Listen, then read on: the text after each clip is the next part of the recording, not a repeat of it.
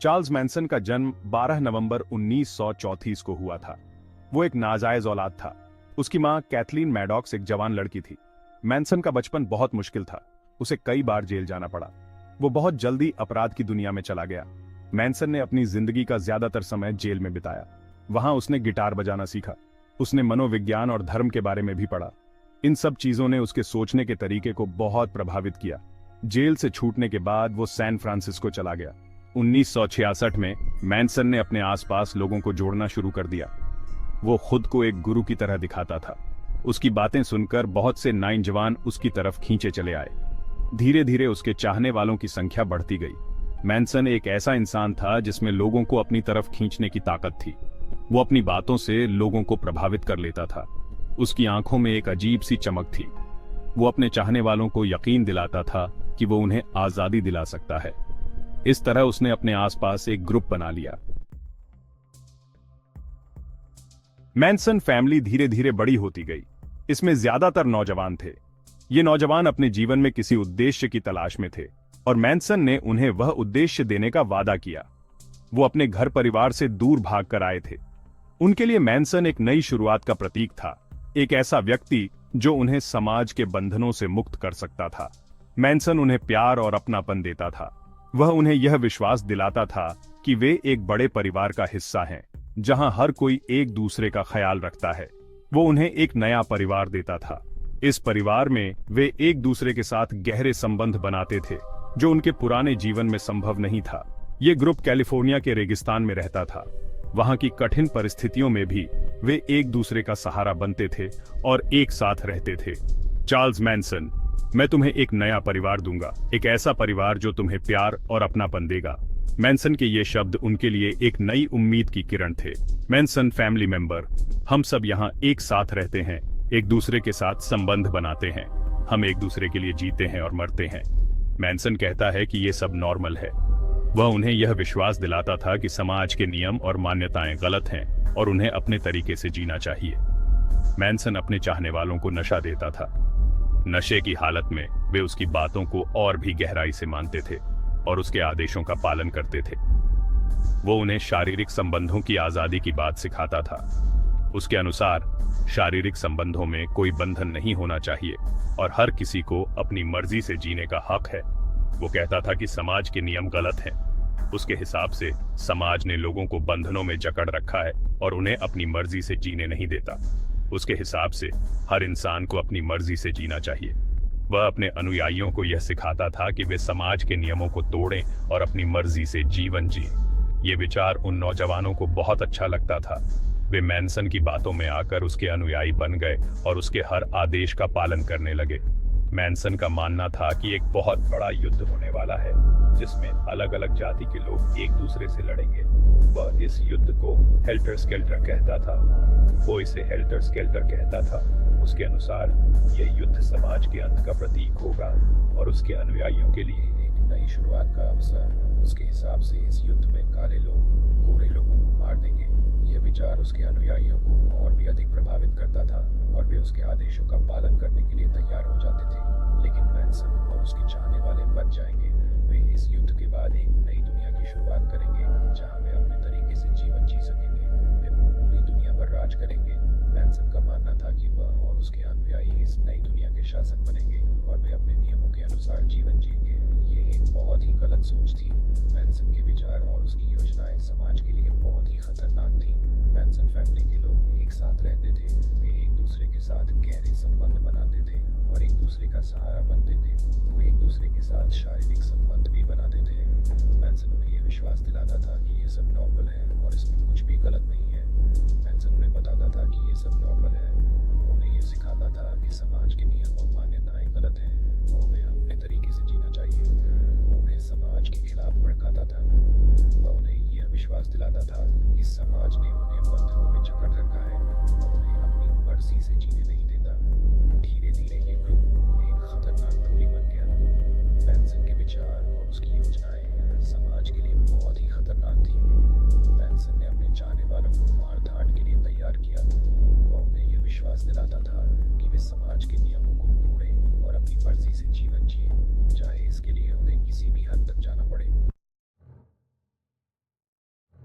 Manson का helter skeletal सिद्धांत उसकी बीमार मानसिकता का नतीजा था। यह सिद्धांत उसकी विकृत सोच और मानसिक अस्थिरता का प्रतीक था, जो उसे एक खतरनाक और भ्रमित व्यक्ति बनाता था। ये नाम उसने बीटल्स के एक गाने से लिया था। बीटल्स का यह गाना, जो मूल रूप से एक रॉक गीत था, मैनसन के लिए एक गुप्त संदेश बन गया। मैनसन का मानना था कि ये गाना एक गुप्त संदेश था। उसके अनुसार इस गाने में छिपे हुए संदेश थे जो केवल वही समझ सकता था। वो सोचता था कि बीटल्स उसे नस्लीय युद्ध शुरू करने के लिए कह रहे हैं। मैनसन ने इस गाने को एक भविष्यवाणी के रूप में देखा, जो उसे एक महान नेता के रूप में उभरने का संकेत दे रहा था। चार्ल्स मैनसन बीटल्स का यह गाना एक गुप्त संदेश है। मैनसन ने अपने अनुयायियों को यह विश्वास दिलाया कि यह संदेश केवल उनके लिए था। वो हमसे नस्लीय युद्ध शुरू करने के लिए कह रहे हैं। मैनसन ने अपने अनुयायियों को यह समझाया कि यह युद्ध अनिवार्य था और वे इसके लिए तैयार रहें। मैनसन अपने चाहने वालों को बताता था कि समाज बहुत जल्द खत्म होने वाला है। उसने उन्हें यह विश्वास दिलाया कि वर्तमान समाज का पतन निकट था और वे एक नए युग की शुरुआत करेंगे। उसके हिसाब से काले लोग गोरे लोगों के खिलाफ बगावत करेंगे। मैनसन ने यह भविष्यवाणी की थी कि यह युद्ध बहुत ही विनाशकारी होगा। इस युद्ध में बहुत खून खराबा होगा। मैनसन ने अपने अनुयायियों को यह बताया कि यह संघर्ष बहुत ही हिंसक और रक्त रंजित होगा, लेकिन मैनसन और उसके चाहने वाले बच जाएंगे। उसने उन्हें यह विश्वास दिलाया कि वे इस विनाश से सुरक्षित रहेंगे। वो रेगिस्तान में छिप जाएंगे। मैनसन ने अपने अनुयायियों को यह योजना बताई कि वे रेगिस्तान में छिपकर इस युद्ध से बच सकते हैं। मैनसन कहता था कि युद्ध के बाद वो बाहर आएंगे। उसने यह दावा किया कि वे इस युद्ध के बाद एक नई दुनिया में उभरेंगे, फिर वो नई दुनिया बनाएंगे। मैनसन ने अपने अनुयायियों को यह विश्वास दिलाया कि वे इस नई दुनिया के निर्माता होंगे। इस दुनिया में मैनसन राजा होगा। उसने यह दावा किया कि वह इस नई दुनिया का राजा बनेगा और उसके अनुयायी उसके साथ शासन करेंगे। उसके चाहने वाले उसके साथ राज करेंगे। मैनसन ने अपने अनुयायियों को यह विश्वास दिलाया कि वे इस नई दुनिया में महत्वपूर्ण भूमिका निभाएंगे। ये एक कल्पना और खतरनाक विचार था। मैनसन की यह सोच बहुत ही विकृत और खतरनाक थी, जो समाज के लिए एक बड़ा खतरा थी। लेकिन मैनसन के चाहने वाले इस पर यकीन करते थे। उन्होंने मैनसन की हर बात को सच माना और उसके हर आदेश का पालन किया। मैनसन चाहता था कि यह नस्लीय युद्ध जल्दी शुरू हो। उसने अपने अनुयायियों को यह आदेश दिया कि वे इस युद्ध को जल्द से जल्द शुरू करें। वो इसे खुद शुरू करना चाहता था। मैनसन ने अपने अनुयायियों को हिंसा और हत्या के लिए उकसाया, इसलिए उसने अपने चाहने वालों को लोगों को मारने के लिए भेजा। उसने उन्हें निर्दोष लोगों की हत्या करने का आदेश दिया। वो चाहता था कि ये हत्याएं काले लोगों पर थोपी जाए। मैनसन ने यह योजना बनाई कि इन हत्याओं का दोष काले लोगों पर मढ़ा जाए। इससे नस्लीय तनाव बढ़ेगा और युद्ध शुरू हो जाएगा। मैनसन का मानना था कि इससे नस्लीय तनाव बढ़ेगा और अंततः युद्ध छिड़ जाएगा।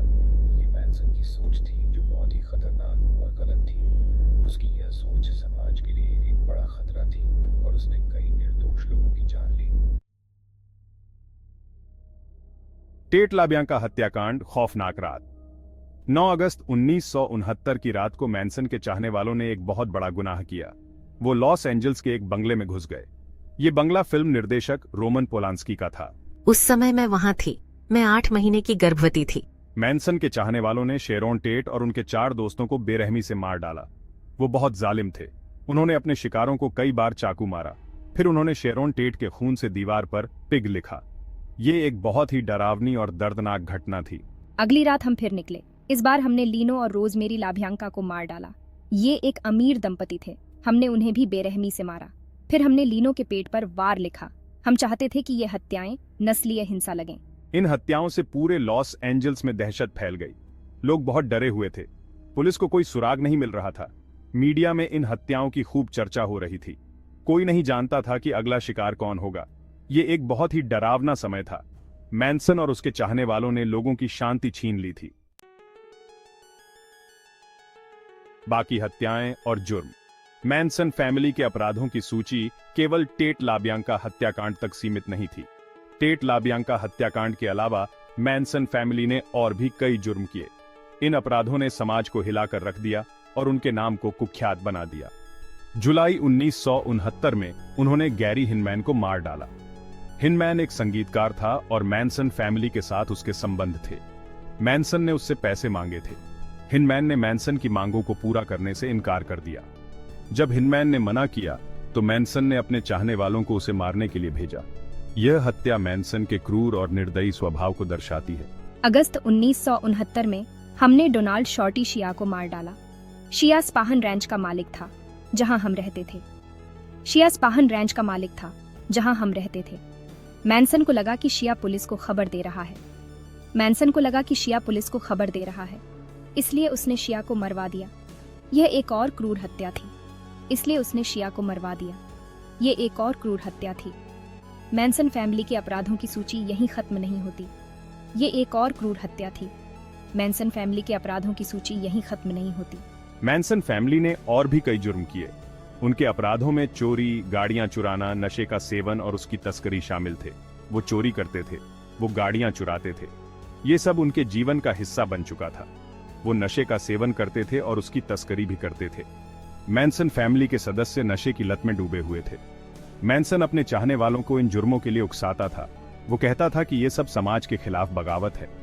मैनसन का प्रभाव इतना गहरा था कि उसके अनुयायी बिना सवाल किए उसके आदेशों का पालन करते थे। वो कहता था कि ये सब समाज के खिलाफ बगावत है।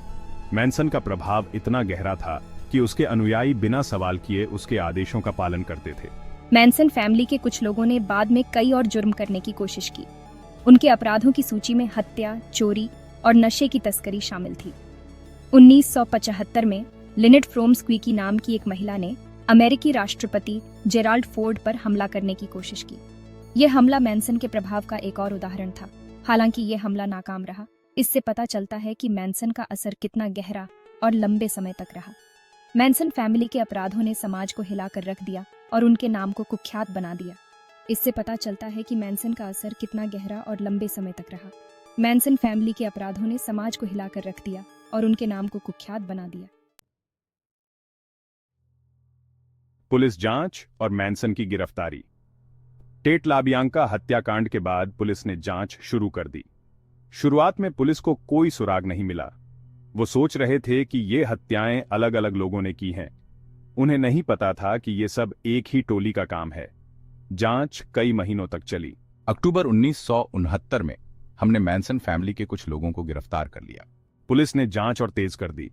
धीरे धीरे उन्हें पता चला कि ये सारी हत्याएं मैनसन और उसके चाहने वालों ने की हैं। ये एक लंबी और मुश्किल जांच थी, लेकिन आखिरकार पुलिस ने मैनसन और उसके चाहने वालों को सलाखों के पीछे डाल दिया।